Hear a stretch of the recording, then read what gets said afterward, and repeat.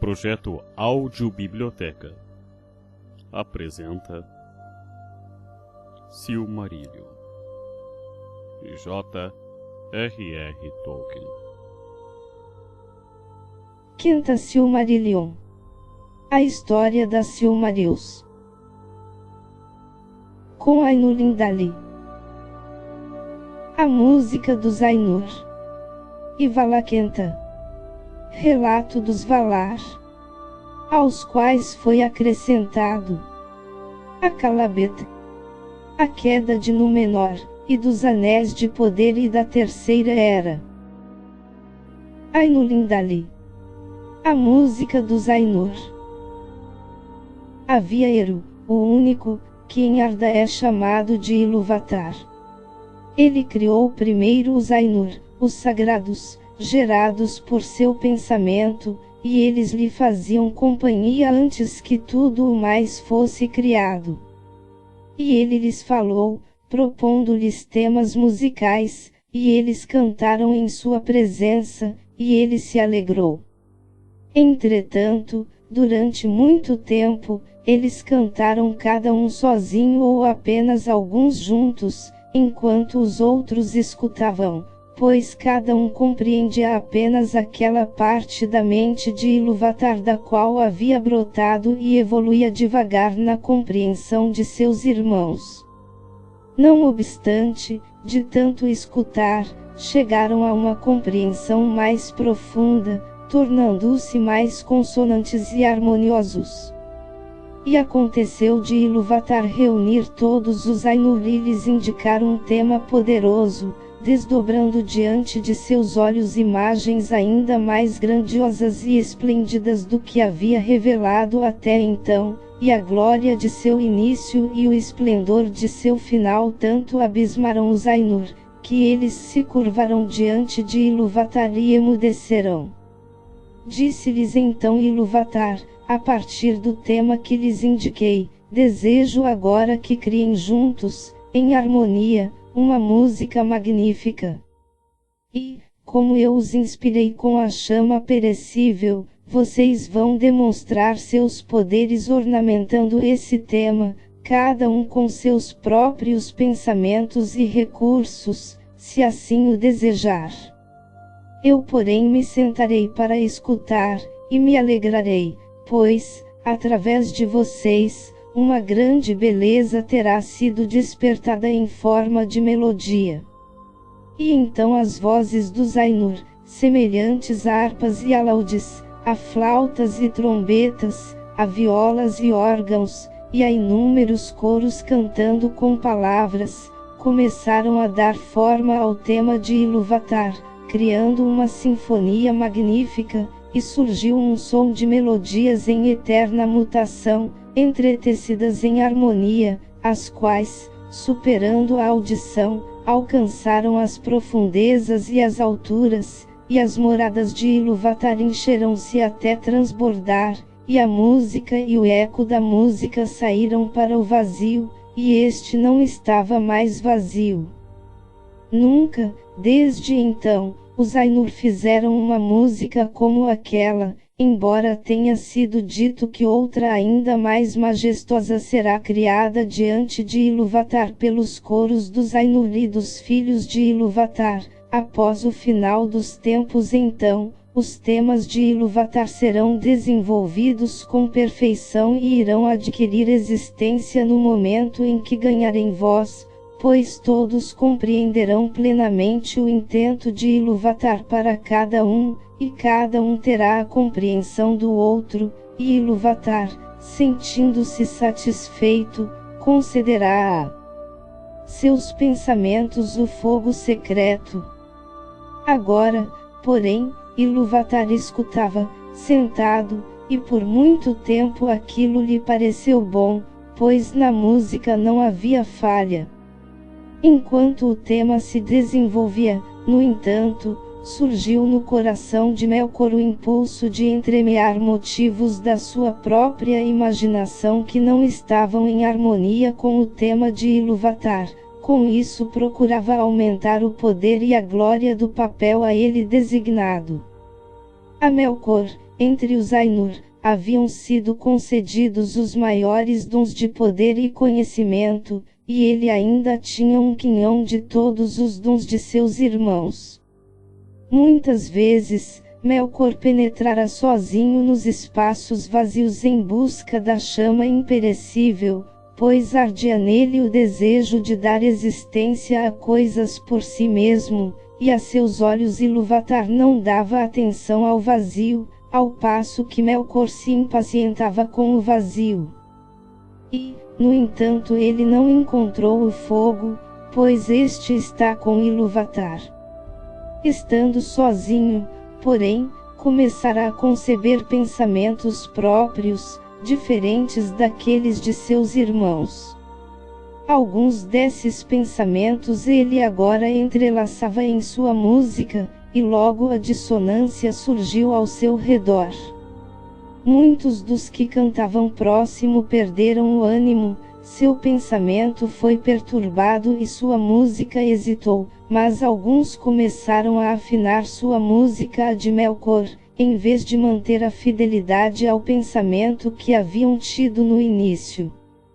Espalhou-se então cada vez mais a dissonância de Melkor, e as melodias que haviam sido ouvidas antes sussurraram num mar de sons turbulentos. Ilúvatar, entretanto, escutava sentado até lhe parecer que em volta de seu trono bramia uma tempestade violenta, como a de águas escuras que guerreiam entre si numa fúria incessante que não queria ser aplacada. Ergueu-se então Ilúvatar, e os Ainur perceberam que ele sorria e ele levantou a mão esquerda, e um novo tema surgiu em meio à tormenta, semelhante ao tema anterior e ao mesmo tempo diferente, e ganhava força e apresentava uma nova beleza. Mas a dissonância de Melkor cresceu em tumulto e o enfrentou. Mais uma vez houve uma guerra sonora, mais violenta do que antes, até que muitos dos Ainur ficaram consternados e não cantaram mais, e Melkor pôde dominar. Ergueu-se então novamente Ilúvatar, e os Ainur perceberam que sua expressão era severa. Ele levantou a mão direita, e vejam! Um terceiro tema cresceu em meio à confusão, diferente dos outros. Pois, de início parecia terno e doce, um singelo murmúrio de sons suaves em melodias delicadas, mas ele não podia ser subjugado e acumulava poder e profundidade. E afinal pareceu haver duas músicas evoluindo ao mesmo tempo diante do trono de Ilúvatar, e elas eram totalmente dispares. Uma era profunda, vasta e bela, mas lenta e mesclada a uma tristeza incomensurável, na qual sua beleza tivera principalmente origem. A outra havia agora alcançado uma unidade própria, mas era alta, fútil e infindavelmente repetitiva, tinha pouca harmonia, antes um som uníssono e clamoroso como o de muitas trombetas soando apenas algumas notas. E procurava abafar a outra música pela violência de sua voz, mas suas notas mais triunfais pareciam ser adotadas pela outra e entremeadas em seu próprio arranjo solene. No meio dessa contenda, na qual as mansões de Ilúvatar sacudirão, e um tremor se espalhou, atingindo os silêncios até então impassíveis, Ilúvatar ergueu-se mais uma vez, e sua expressão era terrível de ver. Ele então levantou as duas mãos, e num acorde, mais profundo que o abismo, mais alto que o firmamento, penetrante como a luz do olho de Ilúvatar, a música cessou. Então, falou Ilúvatar e disse: poderosos são os Ainur, e o mais poderoso dentre eles é Melkor, mas, para que ele saiba, e saibam todos os Ainur, que eu sou Ilúvatar, essas melodias que vocês entoarão, irei mostrá-las para que vejam o que fizeram e tu, Melkor, verás que nenhum tema pode ser tocado sem ter em mim sua fonte mais remota, nem ninguém pode alterar a música contra a minha vontade. E aquele que tentar, provará não ser senão meu instrumento na invenção de coisas ainda mais fantásticas, que ele próprio nunca imaginou. E então os Ainur sentiram medo e ainda não compreenderam as palavras que lhes eram dirigidas, e Melkor foi dominado pela vergonha, da qual brotou uma raiva secreta. Ilúvatar, porém, ergueu-se em esplendor e afastou-se das belas regiões que havia criado para os Ainur, e os Ainur o seguiram. Entretanto, quando eles entraram no vazio, Ilúvatar lhes disse: contemplem sua música.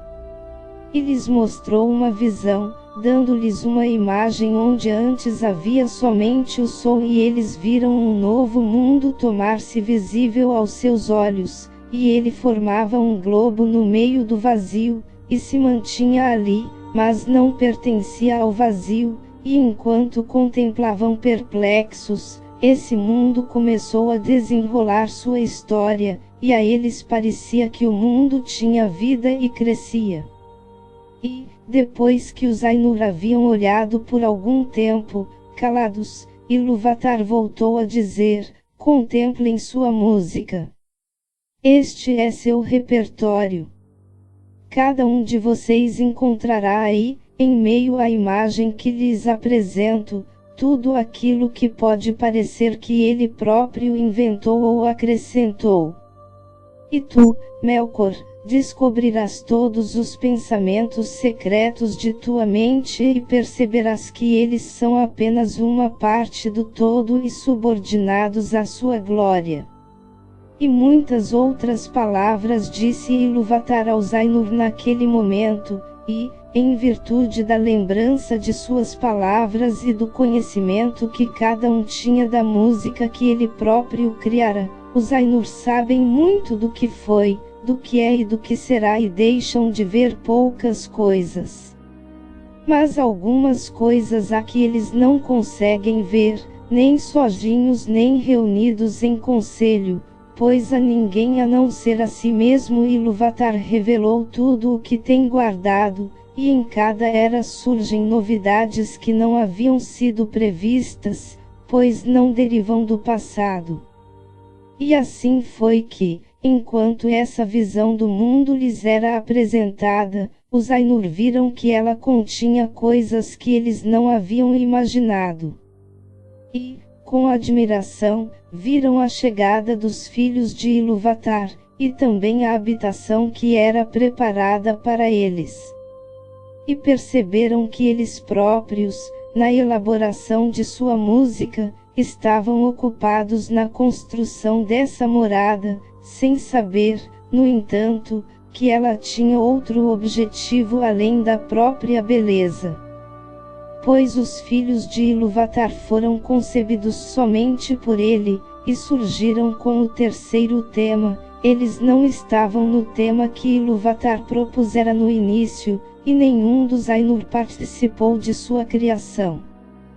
Portanto, quando os Ainur os contemplarão, mais ainda os amarão, por serem os filhos de Ilúvatar diferentes deles mesmos, estranhos e livres, por neles verem a mente de Ilúvatar refletida mais uma vez e aprenderem um pouco mais de sua sabedoria, a qual, não fosse por eles, teria permanecido oculta até mesmo para os Ainur.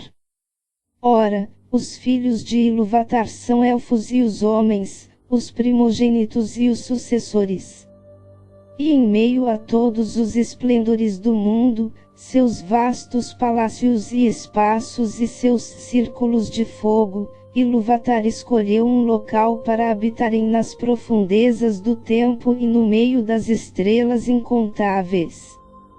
E essa morada poderia parecer insignificante para quem leve em conta apenas a majestade dos Ainur, e não sua terrível perspicácia, e considere toda a área de Arda como o alicerce de uma coluna e a erga até que o cone do seu topo seja mais aguçado que uma agulha, ou contemple somente a vastidão incomensurável do mundo, que os Ainur ainda estão moldando, não a precisão detalhada com que moldam todas as coisas que ali existem.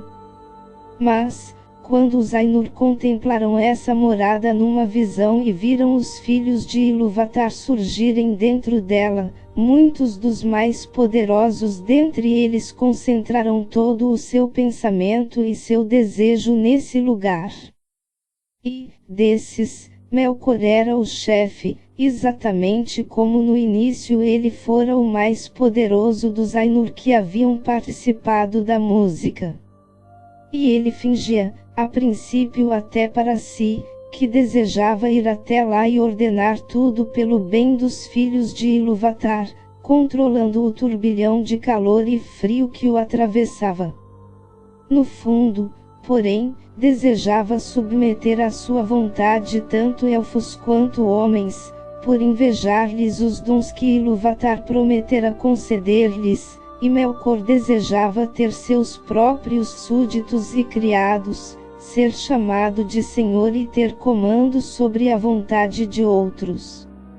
Já os outros Ainur contemplaram essa habitação instalada nos vastos espaços do universo, que os elfos chamam de Arda, a terra, e seus corações se alegraram com a luz, e seus olhos, enxergando muitas cores, se encheram de contentamento, porém, o bramido do oceano lhes trouxe muita inquietação. E observaram os ventos e o ar, e as matérias das quais Arda era feita, de ferro, pedra, prata, ouro e muitas substâncias. Mas de todas era a água a que mais enalteciam. E dizem os Eldar que na água ainda vive o eco da música dos Ainur mais do que em qualquer outra substância existente na terra, e muitos dos filhos de Ilúvatar escutam, ainda insaciados, as vozes do oceano, sem contudo saber por que o fazem. Ora, foi para a água que aquele Ainu que os elfos chamam de Ulmo voltou seu pensamento, e de todos foi ele quem recebeu de Ilúvatar noções mais profundas de música. Já sobre os ares e os ventos, mais havia refletido Manwë, o mais nobre dos Ainur. Sobre a textura da terra havia pensado Auli, a quem Ilúvatar considera talentos e conhecimentos pouco inferiores aos de Melkor, mas a alegria e o prazer de Auli estão no ato de fazer e no resultado desse ato, não na posse nem em sua própria capacidade, motivo pelo qual ele dá, e não acumula, é livre de preocupações e sempre se interessa por alguma nova obra. E Ilúvatar falou a Ulmo, e disse: não vês como aqui neste pequeno reino, nas profundezas do tempo, Melkor atacou tua província. Ele ocupou o pensamento com um frio severo e implacável, mas não destruiu a beleza de tuas fontes, nem de teus lagos cristalinos. Contempla a neve, e o belo trabalho da geada. Melkor criou calores e fogos sem limites, e não conseguiu secar teu desejo nem sufocar de todo a música dos mares. Admira então a altura e a glória das nuvens, e das névoas em permanente mutação, e ouve a chuva a cair sobre a terra. E nessas nuvens, tu és levado mais para perto de Manwë, teu amigo, a quem amas. Respondeu então Ulmo: na verdade, a água tornou-se agora mais bela do que meu coração imaginava. Meu pensamento secreto não havia concebido o floco de neve, nem em toda a minha música estava contida a chuva que cai. Procurarei Manwë para que ele e eu possamos criar melodias eternamente para teu prazer. E Manwë e Ulmo se aliaram desde o início, e sob todos os aspectos serviram com a máxima fidelidade aos objetivos de Ilúvatar. Porém, no momento em que Ulmo falava, e enquanto os Ainur ainda contemplavam a visão, ela foi recolhida e permaneceu oculta. Pareceu-lhes que naquele instante eles percebiam uma nova realidade, as trevas, que eles ainda não conheciam a não ser em pensamento. Estavam, porém, apaixonados pela beleza da visão e fascinados pela evolução do mundo que nela ganhava existência, e suas mentes estavam totalmente voltadas para isso, pois a história estava incompleta, e os círculos do tempo, ainda não totalmente elaborados quando a visão foi retirada. E alguns disseram que a visão cessou antes da realização do domínio dos homens e do desaparecimento gradual dos primogênitos, motivo pelo qual, embora a música estivesse sobre todos, os Valar não viram com o dom da visão as eras posteriores ou o final do mundo. Houve então inquietação entre os Ainur, mas Ilúvatar os conclamou, e disse: conheço o desejo em suas mentes de que aquilo que viram venha na verdade a ser, não apenas no pensamento, mas como vocês são e, no entanto, diferente. Logo, eu digo, que essas coisas existam. E mandarei para o meio do vazio a chama imperecível, e ela estará no coração do mundo, e o mundo existirá, e aqueles de vocês que quiserem, poderão descer e entrar nele. E, de repente, os Ainur viram ao longe uma luz, como se fosse uma nuvem com um coração vivo de chamas, e souberam que não era apenas uma visão, mas que Ilúvatar havia criado algo novo, o mundo que aconteceu, assim, de entre os Ainur alguns continuarem residindo com Ilúvatar fora dos limites do mundo, mas outros, e entre eles muitos dos mais fortes e belos, despediram-se de Ilúvatar e desceram para nele entrar. No entanto, essa condição Ilúvatar impôs, ou talvez fosse consequência necessária de seu amor, que o poder deles a partir daí fosse contido no mundo e a ele restrito, e nele permaneceria para sempre, até que ele se completasse, para que eles fossem a vida do mundo, e o mundo, a deles. E por esse motivo foram chamados de Valar, os poderes do mundo. Mas quando os Valar entraram em Ea, a princípio ficaram assustados e desnorteados, pois era como se nada ainda estivesse feito daquilo que haviam contemplado na visão, tudo estava a ponto de começar, ainda sem forma, e a escuridão era total. Pois a grande música não havia sido senão a expansão e o florescer do pensamento nas mansões eternas, sendo a visão apenas um prenúncio, mas agora eles haviam entrado no início dos tempos, e perceberam que o mundo havia sido apenas prefigurado e prenunciado, e que eles deveriam concretizá-la. Assim teve início sua enorme labuta em espaços imensos e inexplorados, e em eras incontáveis e esquecidas, até que nas profundezas do tempo e no meio das vastas mansões de Ea, veio a surgir a hora e o lugar em que foi criada a habitação dos filhos de Ilúvatar. E, nessa obra, a parte principal coube a Manwë, Auli e Ulmo, mas Melkor também estava ali desde o início e interferia em tudo o que era feito, transformando-o, se conseguisse, de modo que satisfizesse seus próprios desejos e objetivos, e ele acendia enormes fogueiras.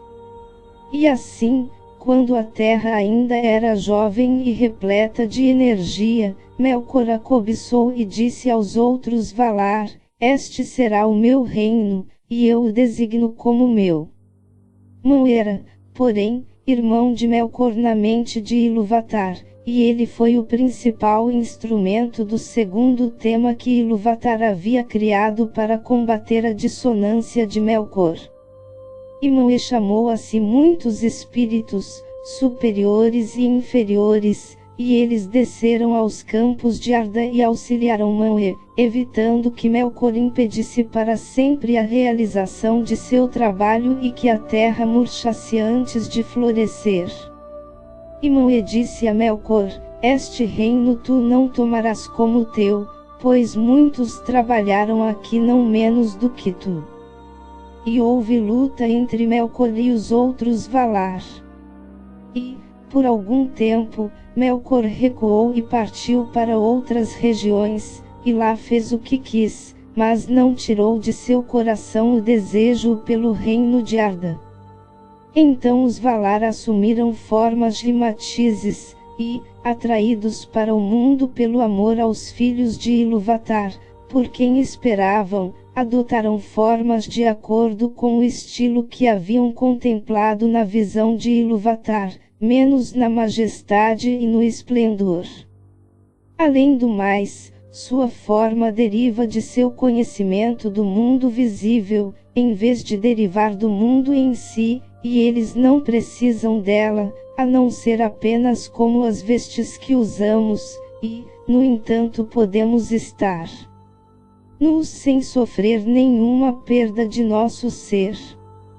Portanto, os Valar podem caminhar, se quiserem, despidos, e nesse caso nem mesmo os Eldar conseguem percebê-los com clareza, mesmo que estejam presentes.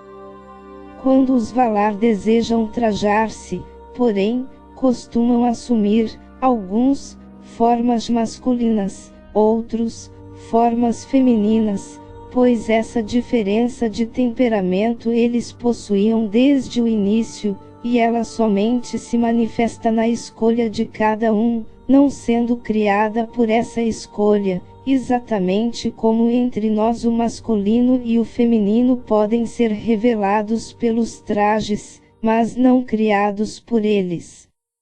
Mas as formas com as quais os grandes se ornamentam não são sempre semelhantes às formas dos reis e rainhas dos filhos de Ilúvatar, já que às vezes eles podem se revestir do próprio pensamento, tornado visível em formas de majestade e terror. E os Valar atraíram para si muitos companheiros, alguns menos grandiosos do que eles, outros quase tão grandiosos quanto eles, e, juntos, trabalharam na organização da terra e no controle de seus tumultos. Melkor então viu o que era feito, que os Valar caminhavam sobre a terra como forças visíveis, trajados com roupas do mundo, e eram lindos e gloriosos ao olhar, além de jubilosos, e que a terra estava se tomando um jardim para seu prazer, já que seus turbilhões estavam subjugados.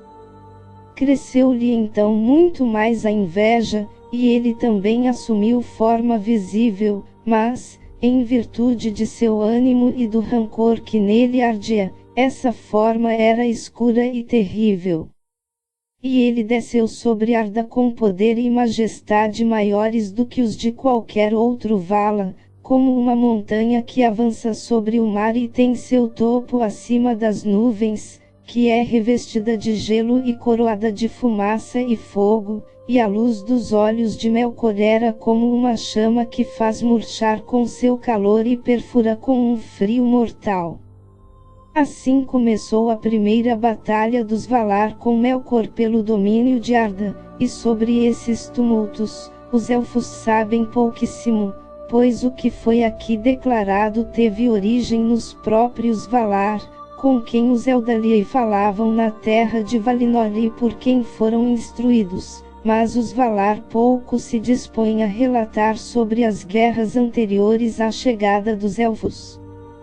Disse, porém, entre os Eldar que os Valar sempre se esforçarão, apesar de Melkor, para governar a terra e prepará-la para a chegada dos primogênitos, e eles criaram terras, e Melkor as destruía, sulcavam vales, e Melkor os erguia, esculpiam montanhas, e Melkor as derrubava, abriam cavidades para os mares, e Melkor os fazia transbordar, e nada tinha paz ou se desenvolvia, pois mal os Valar começavam algum trabalho, Melkor o desfazia ou corrompia. E, no entanto, o trabalho deles não foi totalmente vão, e embora em tarefa ou em parte alguma sua vontade e determinação fossem perfeitamente cumpridas, e todas as coisas fossem em matiz e forma diferentes da intenção inicial dos Valar, apesar disso, lentamente, a terra foi moldada e consolidada. E assim finalmente estabeleceu-se a morada dos filhos de Ilúvatar nas profundezas do tempo e no meio das estrelas incontáveis.